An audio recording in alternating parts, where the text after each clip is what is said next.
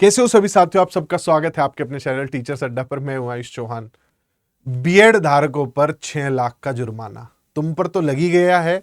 Supreme court के फैसले के बारे में ऐसे सामूहिक टिप्पणी करके हो सकता है मेरे पे भी लग जाए थोड़ा बहुत, लेकिन लगवा लेंगे जुर्माना। कोई दिक्कत वाली चीज नहीं है। जो गलत है उसे गलत जरूर कहेंगे। मुद्दा क्या है पहले वो सुन लो, फिर इस पे चर्चा भी कर लेते हैं।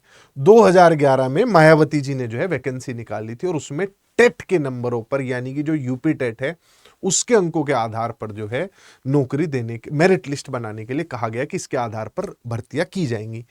इसमें बाद में चल के सपा सरकार आती है, कुछ छात्र भी विरोध करते हैं। दोनों प्रकार की बातें हमेशा होती ही हैं। भर्ती कोर्ट में ना जाए ऐसा हो ही नहीं सकता। तो बाद में यह कहा जाता है कि जो मेरिट बनेगी वो एकेडमिक स्कोर के बेसिस पे बनेगी, ना कि टेट के स्कोर के बेसिस पे बनेगी। तो कुछ जो बीएड धारक थे वो इसके खिलाफ जो है उच्च न्यायालय चले जाते हैं। ये सारी प्रक्रिया चलती रहती है। उच्च न्यायालय का इस पे बयान भी आता है, सुप्रीम कोर्ट भी इस पे पहले एक फैसला देता है। सर्वोच्च न्यायालय ने मामले को निस्तारित करने के निर्देश दिए। शेष रही 6,825 भर्तियां जो थी उसको निस्तारित करने को कहा। ऐसे सारी चीजें चलती रही। अब जो है वापस से ये लोग सुप्रीम कोर्ट पहुंचे क्योंकि सही तरीके से निस्तारण नहीं हो रहा था। अब वापस कोर्ट पहुंचे तो सुप्रीम कोर्ट क्या कह रही है? सुप्रीम कोर्ट कह रही है कहां थे अब तक तुम? 2011 की भर्ती है, इतने दिनों बाद आए हो, अब तुम न्याय मांगने आए हो। तो बीएड धारकों पर जुर्माना लगा देती है। लेकिन शायद सुप्रीम कोर्ट ये भूल गया है कि ये कोर्ट कोर्ट खिलवाना, भर्ती को समय से पूरा ना करना, भर्ती लटका कर रखना, सालों तक उसके परिणाम ना देना, ये तो शायद हमारा जो तंत्र है, चाहे वो न्यायपालिका का तंत्र हो चाहे वो कार्यपालिका का तंत्र हो, वही से लटकाता है। तो इसमें छात्र तो किसी भी तरीके से दोषी नहीं ठहराए जा सकते।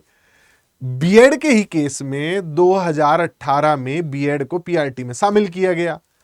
अब उसके 6-7 साल बाद जाके सुप्रीम कोर्ट कहता है कि नहीं नहीं, बाहर रखो, इनकी जरूरत नहीं है। तो देरी तो आपने भी की। इस 6 साल में बहुत सारे लोगों ने जो है इस बीच बीएड कर ली, ये सोचते हुए कि मैं शायद प्राथमिक में भी शिक्षक बन पाऊंगा। उनके भविष्य का क्या, उनके जीवन का क्या, पैसा छोड़िए, उनके उस 2 साल के समय का क्या जिसमें उन्होंने बीएड किया था। तो सवाल कब तक सिर्फ छात्रों से, शिक्षकों से होता रहेगा? ये सवाल अधिकारियों से, व्यवस्था से, लेट आने वाले फैसलों से कब होगा? सीटेट वर्सेस टेट मामले पे इतने लंबे समय तक फैसला लटकाना, फैसले को रिजर्व रखना और फिर उसमें क्लेरिफाई ना करना, फिर एक कंफ्यूजन छोड़ देना जिससे कि सब लोग फिर से लड़ना शुरू कर देंगे, ये भी तो हमारी न्यायपालिका ही करती है। तो ये तो चलता रहेगा। लेकिन हो सकता है ये वीडियो बनाने के बाद थोड़ा बहुत जुर्माना मेरे से भी आ जाए, लेकिन डरेंगे नहीं। हमारा सर्वोच्च न्यायालय है, हो सकता है कि जुर्माना लगाए, लेकिन जुर्माना हटवाने भी इनके पास ही जाएंगे। तो ये कुछ हुआ है फिलहाल, और हास्यास्पद है हमारे देश में ये कहकर जुर्माना लगाना कि आप न्याय लेने लेट आए हो। जब न्याय देने में देरी होती है तब मैंने कभी जजेस पर जुर्माना लगते हुए सुना